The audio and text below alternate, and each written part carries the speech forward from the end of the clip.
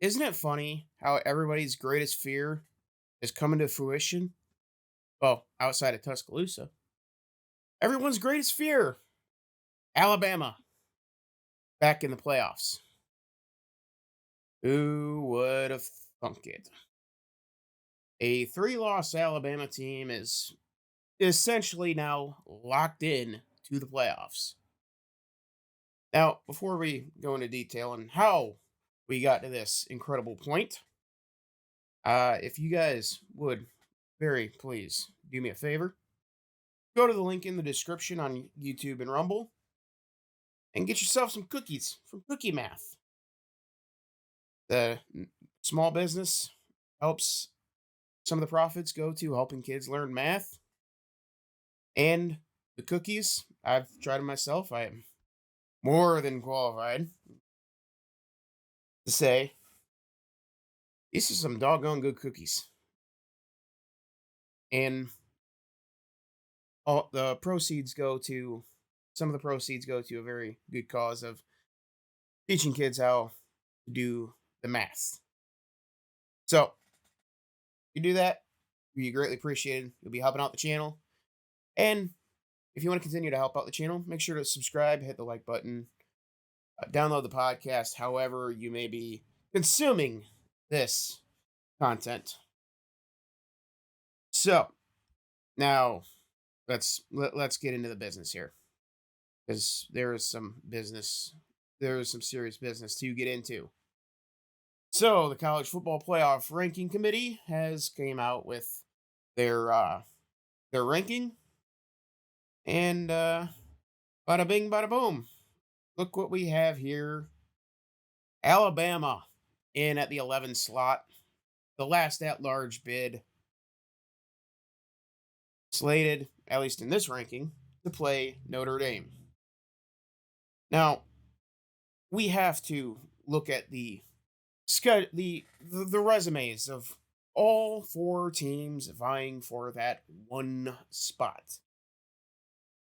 So let's take a look, shall we? Let's just take a little gander here.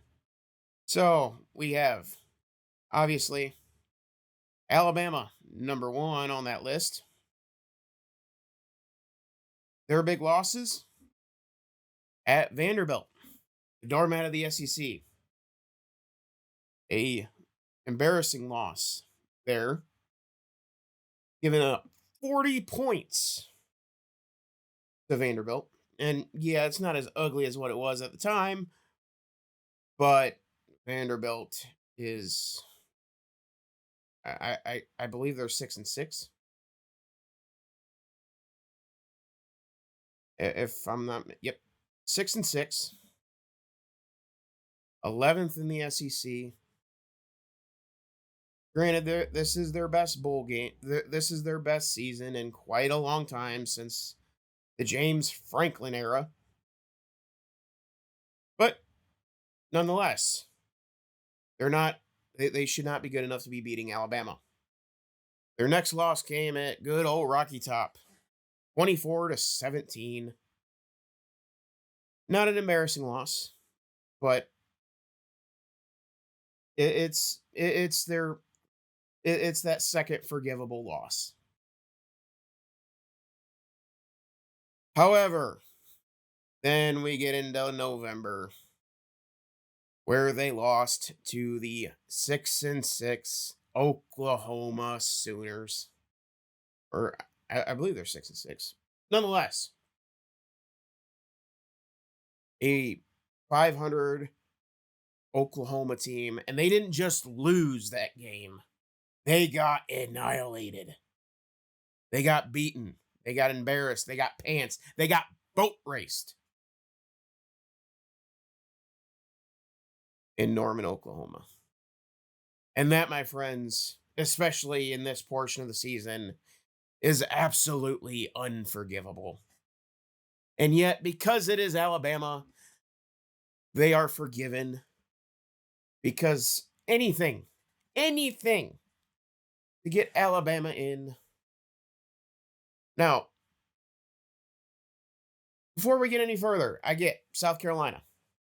They are the hottest team right now. They have rattled off one, two, three, four, five, six consecutive wins against three ranked opponents. Close loss to Alabama in Tuscaloosa. Close loss to LSU, and then they got their doors blown off by Ole Miss. Now, they lost the head-to-heads to Alabama and Ole Miss. I get they're the hottest team, they're the most exciting team right now, and they're probably the best candidate to make that run. But they lost the head-to-heads. They are out. There is no recourse for South Carolina. There is no argument for South Carolina when you look at the numbers. Ole Miss, on the other hand, they have a case. The loss to Kentucky, very embarrassing. Dang near unforgivable, especially at home. But everybody has a loss here. And they have the head-to-head win against South Carolina, as I mentioned over and over again. The loss in Death Valley to LSU, that I would deem forgivable because Death Valley is one of the toughest places to play. And then in the swamp, the same weekend that Alabama got pantsed by Oklahoma, they lost to Florida in the swamp. Florida, a much better team than what their record states. They had to go through Murderer's Row to get there. And Florida, hey, they showed their worth. They showed their worth with wins against LSU, Ole Miss, close loss to Tennessee. They were a much improved team from the beginning of the year. So I'm not as harsh on Ole Miss on that loss as I am for Alabama with their loss to Oklahoma. Florida is much better than a 7-5 team. They are. Now, the fourth team that gets forgotten about, Miami, 10-2. So they have the better record.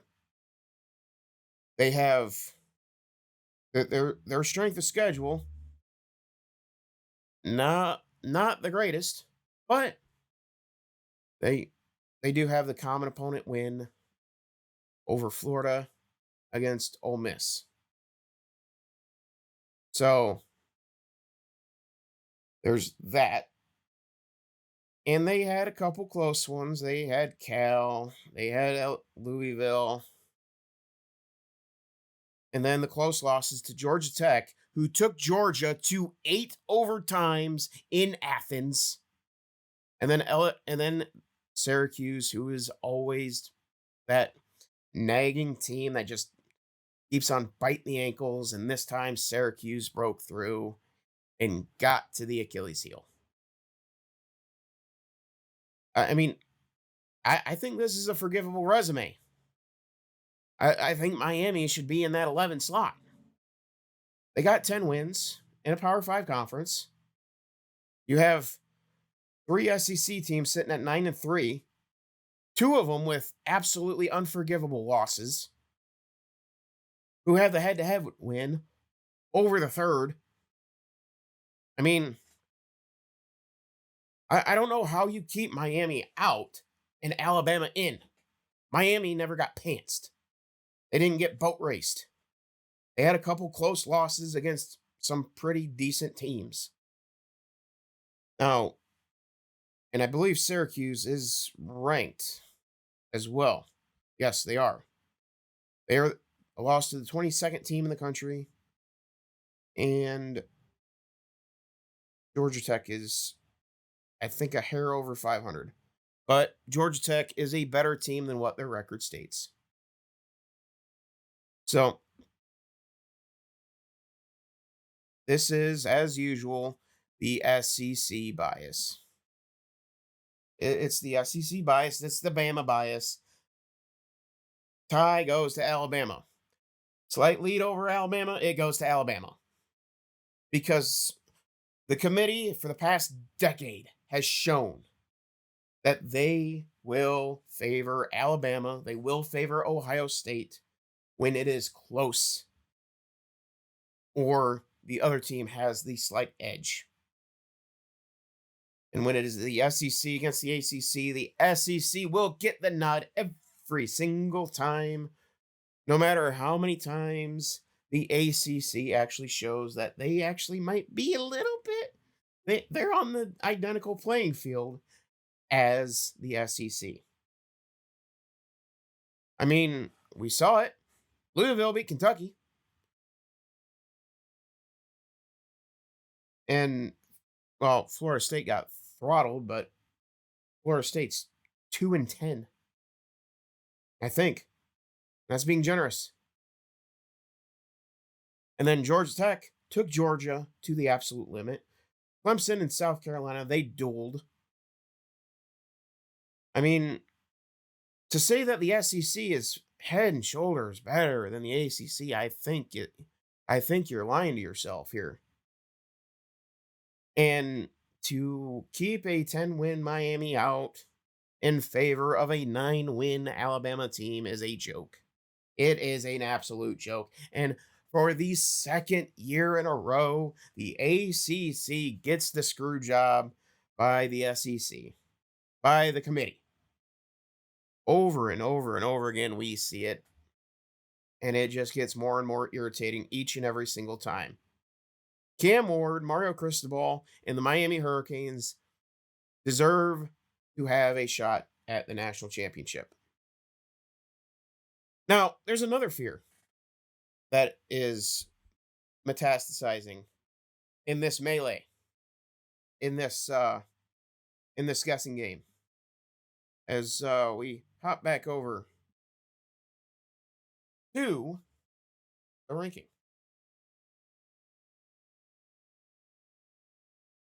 Actually, that's not the ranking I want. This is the ranking I want. If you take a look, SMU sitting at 8, 11-1. Should they lose to Clemson? They may very well be out because, again, you have to account for the SEC bias. And for some rhyme or reason, they will have Ole Miss jumping Miami because it's the SEC. You can't tell me there isn't a bias. They're going to say Ole Miss's strength of schedule is better, and so we believe that Ole Miss is the better team.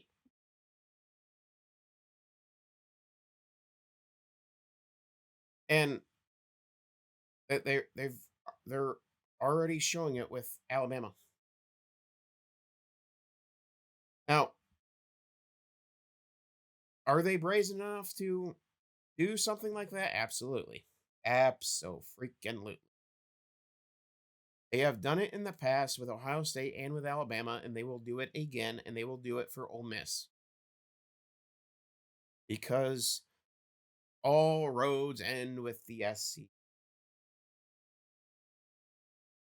So, and I, and this is, and this would be, this is a very dangerous precedent should the committee do this. Because you have now incentivized that playing in the conference championship game is not worth it. If the ACC championship game does not happen, SMU is in. If they lose that game, there is a very strong chance that they get bumped out. I would not put it past this to pull something like this. I mean, we see the SEC bias in this ranking.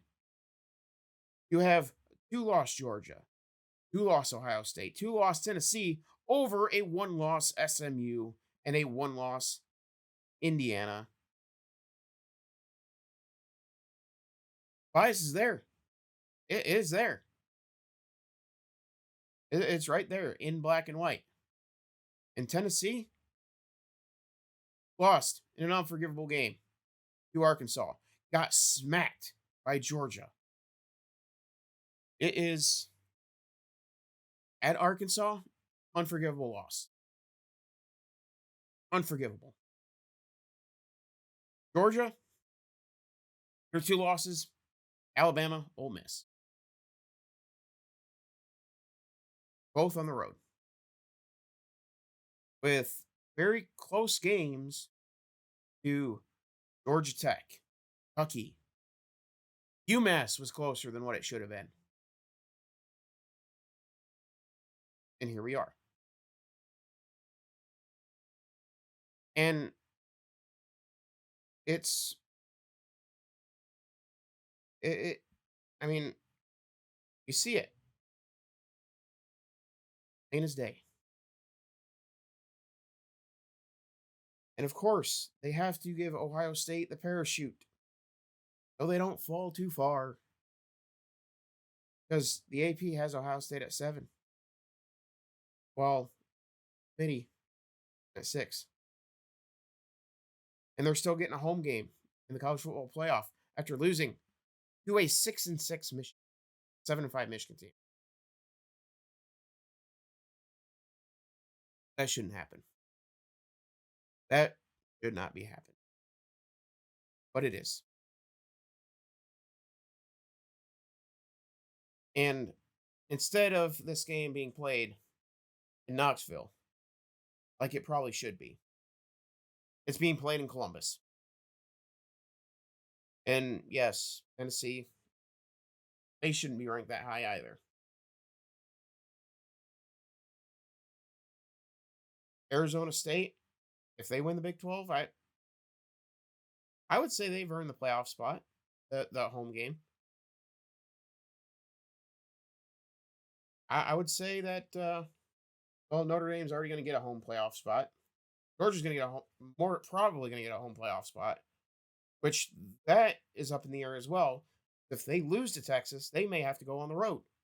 And again, once again, a punishment for making championship game, which is the biggest fear that I have with this system. So these are these are not. This is the ultimate trial run, and looking like a failure. You have Boise State getting a playoff, getting a bye in the playoff. Who have they beaten? No one. No one.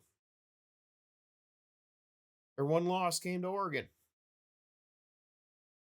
who is the favorite to be the Big Ten champion. That was when Oregon was not good. So, path for Penn State.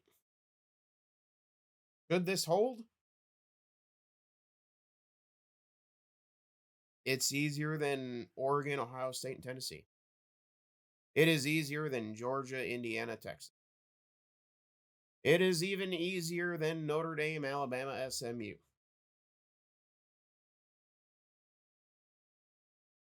So, exactly what is in the incentive for getting the number one seed to play the winner of Ohio State and Tennessee? What's the incentive? Because should Penn State lose, they may drop a spot, maybe two. But Indiana, Texas is a lot easier road than Ohio State, Oregon.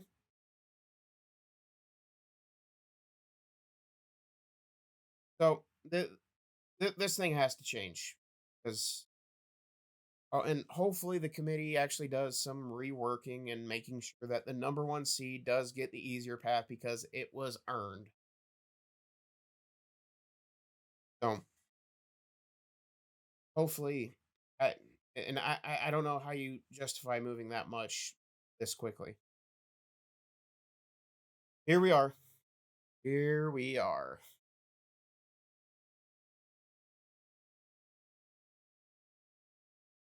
It's and I just feel so bad for Miami because they do not have a chance to jump a three-loss Alabama team who got smacked by Oklahoma, a 6-6 Oklahoma. But because Alabama is Alabama, the SEC is the SEC, Alabama gets that bye, gets that gets that mulligan, along with Vanderbilt and Tennessee, where Miami is not afforded such mulligans. They lost two close games, two good teams, and because of that, they are out of the college football playoff. I'm Patriot Dylan. Make sure to like the video, subscribe to the channel, download the podcast. However, you may be consuming this,